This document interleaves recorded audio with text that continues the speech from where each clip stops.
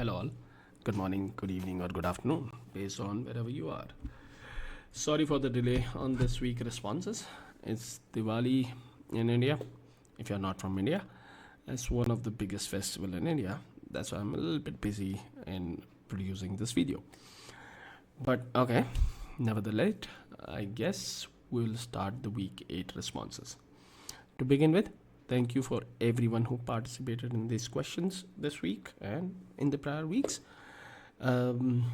Based on your responses and your interaction with these polls, I'll keep continue doing this. This week, 931 votes came into all the questions that were asked on the week 8th. And in this video, we'll go through and try to understand what were the right answers, and if there are explanation needed, I'll surely do this as we go along. A humble request, as I do every time. Make sure to share those quiz questions on your LinkedIn profile. The idea is very simple, that we want more and more people to understand what the right answers are and to understand and share their responses. And that's the reason I never share the names of the people who have answered it incorrectly. So a humble request, please share those questions so that it gets a better reach and more people from the community will be able to participate into it. Having said that, let's begin. So the first question for the week 8 was, what is the purpose of the include fields property in a secondary key definition? The options were, create a clustered index which have received 15% votes. The second option were, enforce data integrity, and only 1% of the community members voted on this. Include fields in the index, 61% people voted into it, and improve query performance is 22% people voted on it.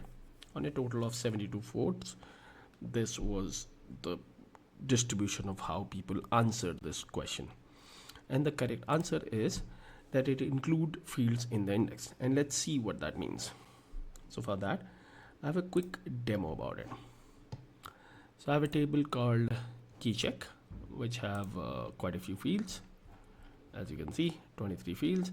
Out of them, I have the key, the primary key, set with 20 fields, 19 fields, and then 28 fields here.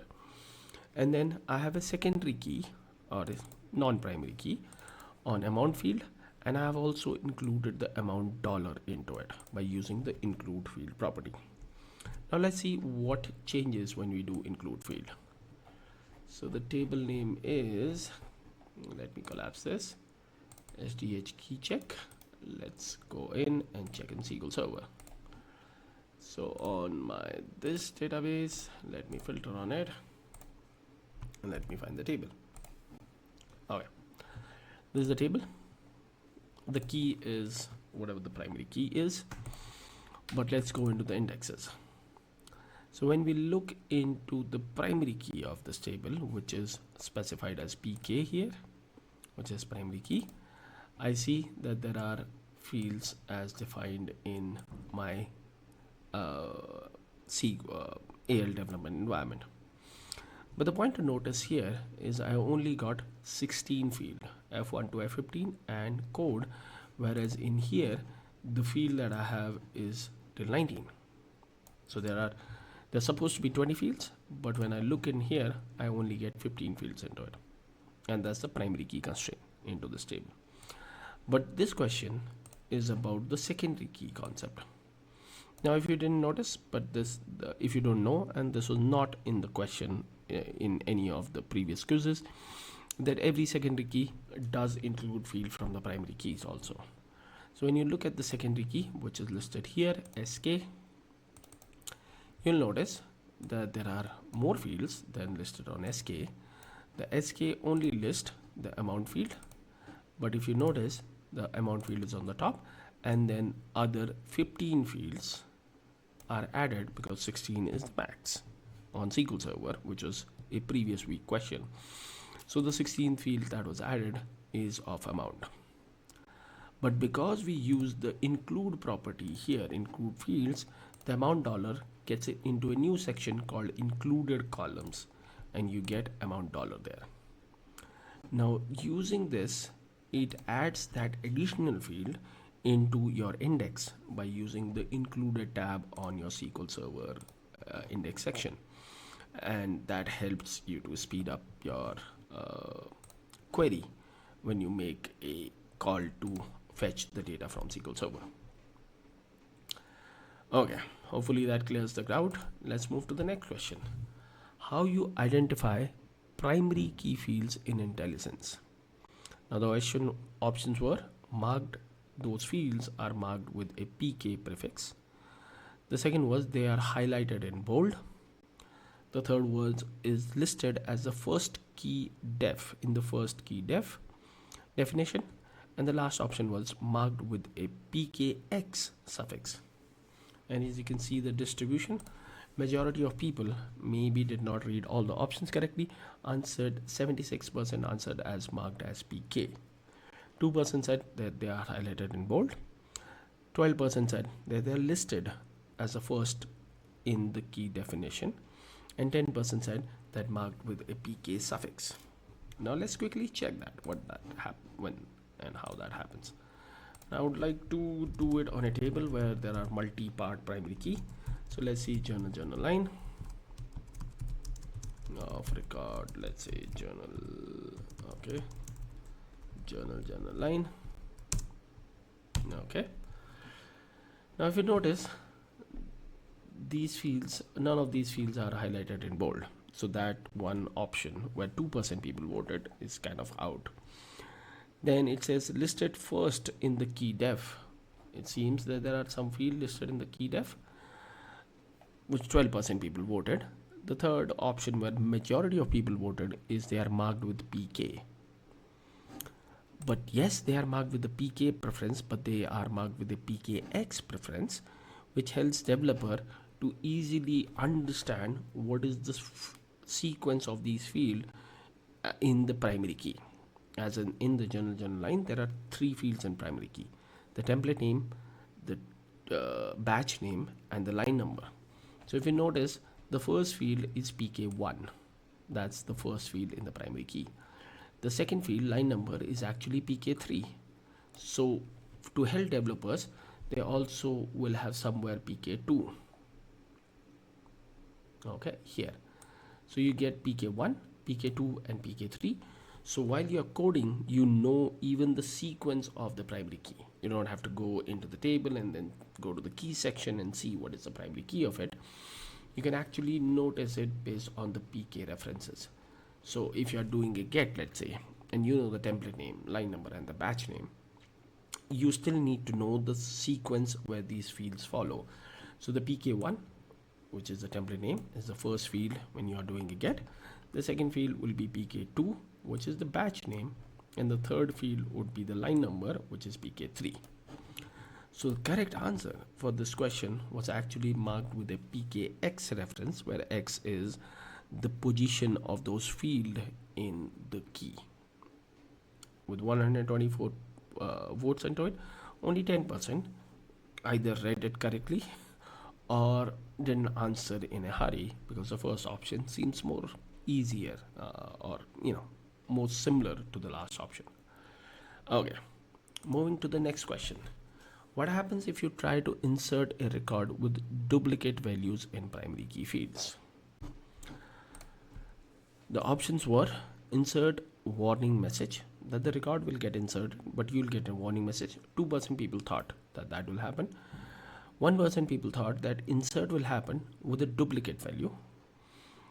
95% people thought that its insert will fail with an error message, and 2% people thought that it will succeed with a new unique key. Now, before showing you the right answer, let's quickly check what actually happens. So I also have another table, I guess this one. No, let's go to this page, SDH customs. The primary key of this table is very simple, it's code. So I can just go into this table, open this up, and try to insert new record. The primary key, I'm inserting 001, which is the primary key of this table. If I try to pass the duplicate value in the primary key, let's see what happens. it actually ends up with an error and the insert fails. So if you notice, there's an error that the record in the table custom table 1 already exists, identification field and value 001. If I try to refresh it, that record will be gone. So the right answer for this question as insert will fail and end up with an error message. Okay, hopefully that helps 5% of the people who did not answer it correctly, and it no way it'll be inserted or succeeded with a new record into it. Next question. Can you use unique property with primary key? The options were yes, you can with 29%. The second one is no, primary keys are already unique with 54% vote, and 13% people thought you can do it on primary key if they are clustered, and 5% people thought it's only if it's non-clustered. So we'll test out all these scenarios and check it. Okay, so the first is that you can set unique on the primary key. So let's get into a table where we have the primary key here. Let's try to set this to unique, and maybe there cannot be two unique, so I'll remove it from here. I'll add it on the primary key. It gives me an error message, and the error message says that the primary key must not have a unique property set. Okay, the second options were that if it is clustered, so it's already clustered, or if it is non-clustered, so let's remove the clustered part onto it. Still the error message is that you cannot set the unique property. So in summary, you cannot set the unique constraint onto your primary key because, and let's see why, because if you look at it, the primary key is supposed to be unique because all the fields in the primary key on any table, the values on those fields are always supposed to be unique, so you will never be able to set a unique property on a primary key, which 54% answered, the majority of people answered it correctly. But for rest, I guess that clarifies the situation, that because primary key are by default, as the nature of the primary key are supposed to be unique, so you will not be allowed to set unique property on a primary key. Okay, the next question should have been come earlier, but that's okay. Of how do you define a primary key in AL? The options were using the primary key property. Okay, with 21% vote, 17% people thought using the clustered property. 59% people thought that it is the first key in the table, and the 2% people thought is using the unique property. We learned from the previous question that the last options is completely is incorrect because you cannot set unique on a primary key, so that option is completely gone. Now let's test out that using the primary key property. Is there a property called primary key? Let's see. Okay, let's see, property primary. There's no such property called primary key, so the first option is also gone. Oh, maybe people are referring to this name PK, but let's go into any Microsoft table. Let's pick any table. Okay, let's pick payment term. What is the key section says? It says key 1. There's only one key, and because there's only one key, it's supposed to be primary key, and there's no reference of the primary key property into it. So the first and the last options are out. You cannot do that. Let's see using the clustered property. If you look at it, in this table I have set it to clustered, and the reason is because the snippet suggests it to be clustered, but it is not mandatory. In this table, if you see, the first key is not clustered, even the second key is not clustered, but system have by default assumed that the primary key is my main key. So if you see, the PK becomes the primary key, and then this is another key we'll talk about later. So the right answer, as obviously 59% people answered or voted it correctly, that the first key in a table, irrespective being clustered or not, is by default set as the primary key of the table.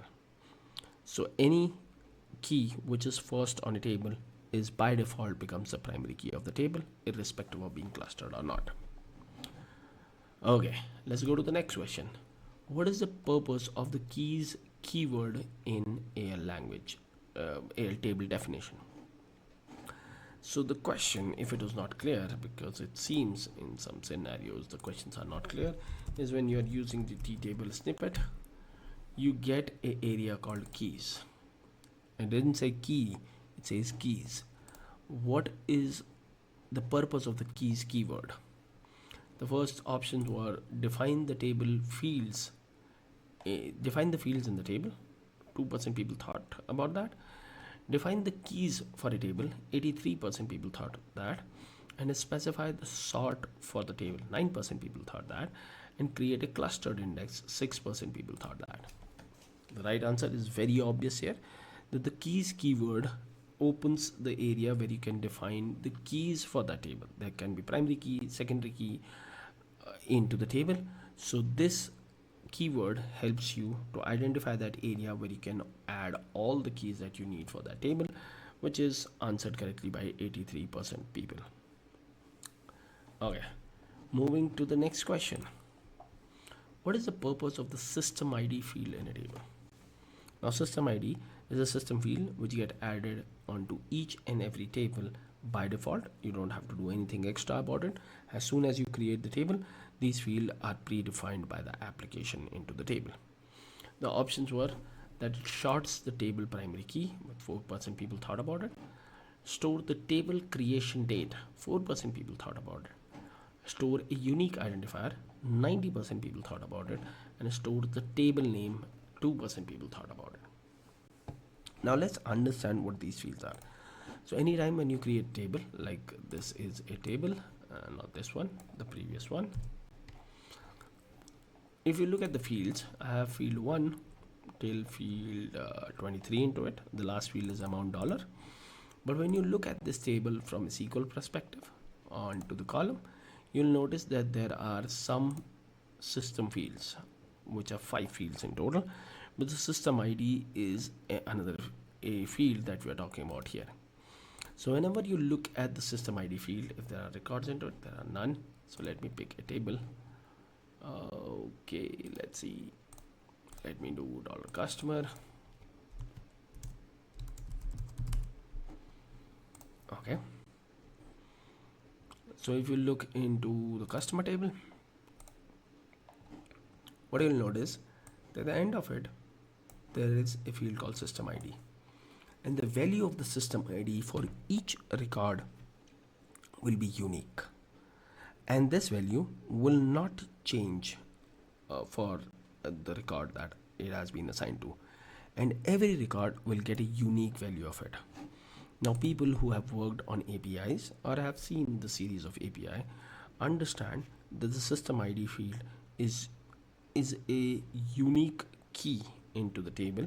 So when you look into the SQL Server on this table, you will notice that in an index where there are 9 or 15 or 17 different keys that has been created, the primary key is clustered, which is this, but then system automatically creates a unique key for the system ID field, only the system ID field. So the system ID field acts as a pseudo primary key. It's a unique identifier for each and every record. So as soon as you insert the record, you get a unique identifier or the QID for that particular record, and that is stored on the system ID. And that's how, even if your table primary key is a multi-part field, you can still refer that table using system ID. And you can easily find record, you can easily update record, because you are pointing to the system ID of that particular record, which is one field and being unique. So the correct answer, as obvious, is store a unique identifier for that particular record into that table. And this explanation was for rest 10% who answered it, or other people who haven't answered it. Okay, let's go to the next question, which is, can you define a key in a table extension object that includes field both from the base table and the table extension? The options were yes, always, 20%, that you can always define a key which includes field from both base actual table and the extension table. 61% people thought no, never, you will never be able to do it till date. 16% people thought yes, only in BC 2021 or release wave 1 and later. And 4% people thought yes, primary key only. Well, let's figure this out, because there is a lot of confusion, it seems, a lot of different voting pattern into this question. So if I create a table extension, and I should have a table extension like this, if I enable the area keys into it, I should be able to add the keys into this. Now if I define a key, let's say T key, and say a sort of key, you have to give it a unique name to this. I suggest people to use prefix here so that it doesn't overlap with Microsoft keys. Now I want to create a key with my field 1, SDH my field 1 and SDH my field 2. Okay, that's possible. If I do a key again, and this time SDH key 2, and if I want to do it on let's say name, because it's a customer table, so I'm referring to the base table right now, name and name 2, I'm able to do it. Now let's create the third key, SDH key 3. This time I want to add a key with the name 2. Till now no problem with the key, and then I would like to include my SDH field 2. As soon as I do this, I get an error message in my key which says the property cannot be set on the specified field are not from the same table. So while creating keys in table extension, you cannot create a key which have field from base table as well as field from the extension table, and that makes the correct answer as till now you cannot do that. Now let's understand why you cannot do it, because people say, oh, that should be simple. So when you create an extension like this, and let me come here on SQL Server, and this is BC25, BC till BC24, what I'm explaining here would remain same. In the prior versions, the explanation will be a little bit different, but the concept remains same. As soon as you create a table extension, for any table for that matter, what happens is a new table on SQL Server is created. So this becomes that new table. Now this table, if you look at it, have only the primary key of the actual table, which is a customer table, which is the number, and then the fields which I have defined in this particular table extension. It does not contain any reference of the base Microsoft table, which is this table here. When you come into indexes, you cannot create you cannot refer to the fields which are not part of this set, because when I try to create index, I cannot refer field from this table. I can only refer fields from this and say, oh, that makes sense that I cannot do this, but then how I can do this? So when you actually do this, and let's see this because I haven't tested this out, but I'm pretty sure what will happen I know.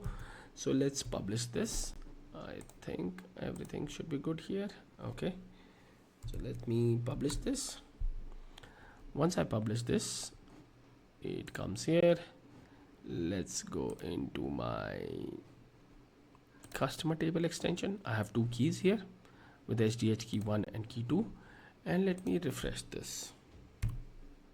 Okay, so now in my customer extension table, I should have SDH field 1 and 2. Now the beauty is, let's go to the index. This only contain the SDH key 1. Now let's understand it. SDH key 1 have all the fields from SDH my field 1 and my field 2, and both of these fields belong to this particular table. That's why this index or this key is added into this. Whereas when we think about the SDH key 2, that actually lies in here. So when you go into indexes, you will see that there is a SDH key 2, which is referring to the field from this table, not from the extension table. Even if in AL you have created this key into the extension, the key still lies into the actual table, not in your extension table. So that's how you will not be able to create a hybrid, or as of today you cannot create a uh, key which have field both from the base table and to the extension table. Hopefully that answers the question for rest of the people who didn't knew this. And that's end up week 8. Hopefully all these answers clarify your doubts if you had any, and hopefully you find this series interesting. Do let me know into the comment section what do you think about all these questions. Should I continue doing this? Spam it with continue into the comment section. As much as your comments will come, as much as I'll spend time into continuing these quizzes. If you don't like it, I'll stop it. It's up. It's for you, requested by you, and being done for you. If you know some people who should be participating into it, the newbie into your company, because these questions are starting from the scratch, let them know to scan this and follow me on LinkedIn so that they can then get these questions every day at around 10 a.m. IST. Right? If you have a specific area that you want me to create the quizzes into it, add it into the comment section. Post Diwali, there is a big news coming up about me, and you would be the first people knowing it before I make any other announcements. So stay tuned. Have a happy Diwali. Enjoy Diwali with your family. Be safe, and I'll see you sooner than later into the next video. Till then, have a great day. Keep learning and keep sharing whatever you're learning. Thank you.